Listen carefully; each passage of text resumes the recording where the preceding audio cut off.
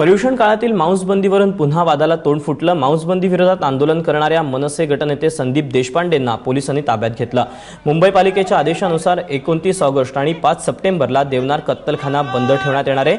मात्र राज्य सरकारच्या पत्रकानुसार देवनार कत्तलखान्यासोबतच मांस विक्रीवरही बंदी घालण्यात आली आहे। त्यामुळे महापालिका आणि राज्य सरकारच्या पत्रकांमध्येच एकवाक्यता नसल्यानं घोळ झाला। यामुळे मनसेनं दादरच्या आगार बाजारातील मांस विक्रीची दुकानं रिकामी करून आंदोलन केलं। यावेळी पोलिसांनी मनसे कार्यकर्त्यांना ताब्यात घेतलं।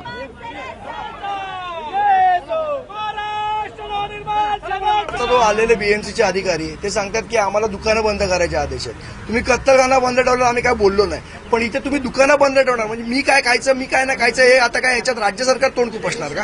आमची भूमिका स्पष्ट आहे।